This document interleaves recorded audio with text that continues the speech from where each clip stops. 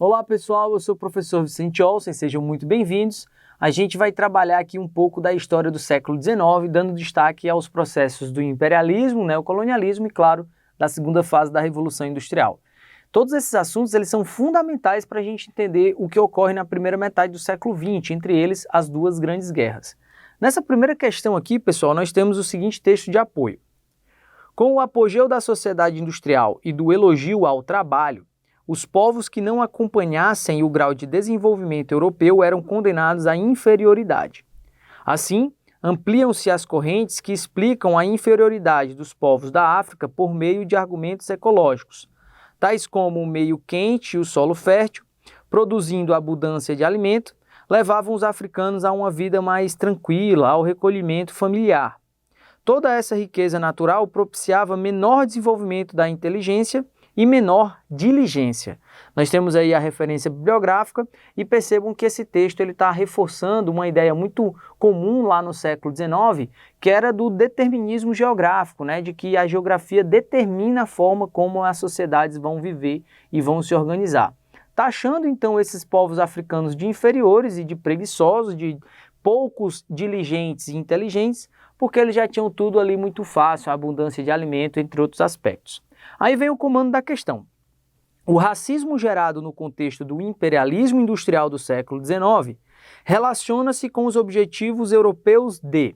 Pessoal, a gente tem que lembrar que o século XIX vai ser esse século do neocolonialismo e do imperialismo europeu. Eles vão confundir, então, esse desenvolvimento industrial e tecnológico da Europa com o desenvolvimento biológico e intelectual e vão, então, se achar superior aos demais povos.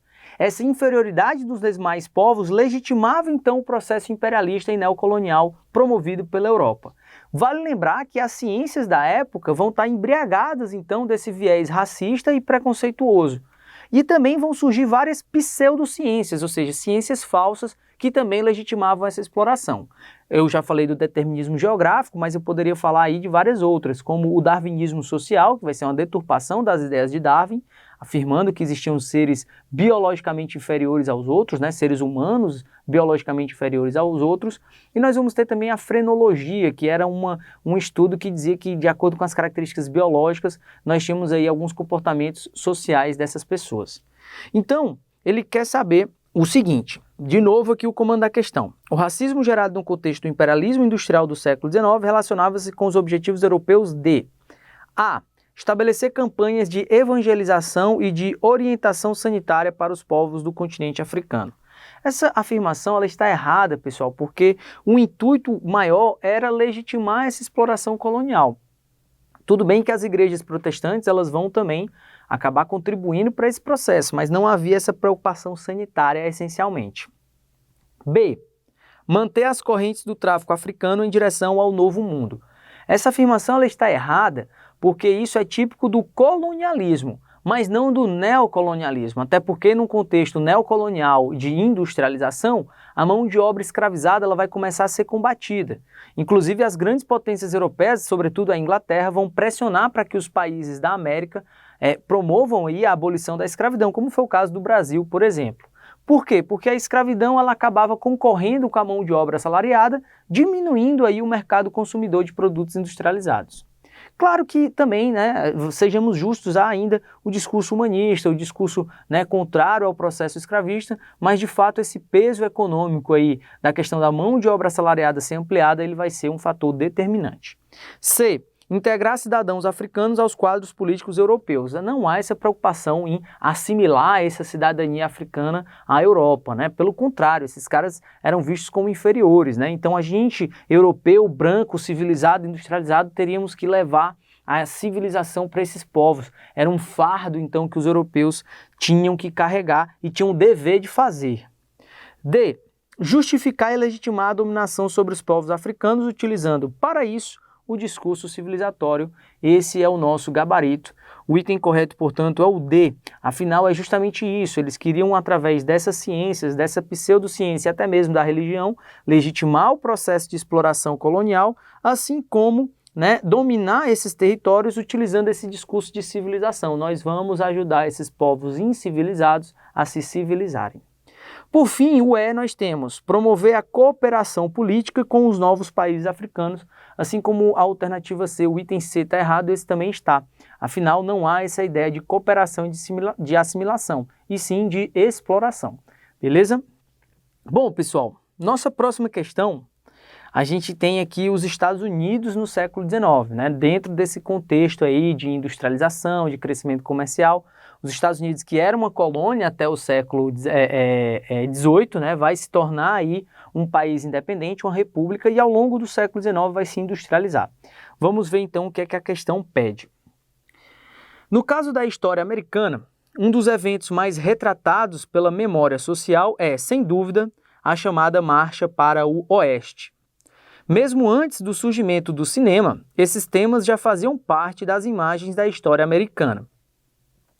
A fronteira foi um tema constante dos pintores do século XIX. A imagem das caravanas de colonos e peregrinos, da corrida do ouro, dos cowboys, das estradas de ferro cruzando os desertos, dos ataques dos índios marcam a arte, a fotografia e também a cinematografia americana. Nós temos aí a referência bibliográfica e esse texto é um texto bem interessante, principalmente para quem é fã aí do cinema de Velho Oeste, né, dos filmes de Bang Bang, que acompanharam então toda essa narrativa dos Estados Unidos de sair do leste dos Estados Unidos e marchar para o oeste dos Estados Unidos. No caso aí de vocês é sair do leste para o oeste dos Estados Unidos, né? O indígena representando um obstáculo, o oeste selvagem representando um obstáculo, e esse americano agora independente, branco, protestante, levando a civilização para esse oeste selvagem, fazendo então os Estados Unidos crescer, porque os Estados Unidos então nasceram para ser grandes. Essa era a mentalidade dos Estados Unidos do século XIX. Tanto é que a própria teoria, né, do Destino Manifesto, a doutrina do Destino Manifesto, trazia uma legitimação religiosa para essa marcha para o Oeste. E claro que havia aí principalmente os intuitos econômicos dessa marcha, né, buscar regiões ricas em ouro, em prata, e no final do século XIX até mesmo essas regiões vão ser ricas em petróleo, como é o caso do Novo México, como é o caso da Califórnia, territórios esses que foram conquistados, tomados, digamos assim, do México. Feita então essa breve análise, vamos ver o comando da questão. Entre os fatores que motivaram e favoreceram a marcha para o Oeste está a possibilidade de as famílias de colonos tornarem-se proprietárias, o que também atraiu imigrantes europeus. Esse é o nosso gabarito, pessoal. Essa alternativa está muito interessante, esse item está correto, e ela traz uma coisa que não ocorreu aqui no Brasil, que é a oportunidade de pessoas comuns, de pessoas sem dinheiro, ter acesso à terra nos Estados Unidos. Por quê? Porque os Estados Unidos eles estavam lá espremidos, digamos assim, no leste, e para promover essa marcha para o oeste era necessário ocupar e conquistar esse território. Não adianta nada você vencer os indígenas e não ter ninguém para morar nesses territórios. Então o que foi que o governo dos Estados Unidos, lá por volta da meados do século XIX, ali entre 1850 e 1860, eles fizeram? Eles vão atrair esses colonos, eles vão atrair imigrantes, prometendo terra, desde que eles passassem um determinado período de tempo trabalhando nessa terra. Essa lei ficou conhecida como o Homestead Act. Se a gente fosse traduzir de uma maneira mais literal, seria como a lei de fixação de domicílio, né? A lei de criação de um domicílio, né? Você vai trabalhar aquela terra que foi conquistada desse oeste selvagem, e depois ali de 4, 5 anos aquela terra passava a ser sua. Ou seja, você tinha chances de ter uma propriedade, mesmo que você fosse pobre, desde que você estivesse disposto a trabalhar e a morar naquela terra recém-conquistada. De certa forma, isso vai contribuir para o surgimento da pequena e média propriedade familiar no oeste americano, no centro-oeste americano, fazendo com que muitas famílias migrassem para os Estados Unidos, e aí basta você ver o processo de formação da imigração americana, né? Muitos italianos, muitos escoceses, muitos irlandeses vão ocupar esse meio-oeste americano. Quem é que vai sofrer as consequências dessa marcha para o oeste?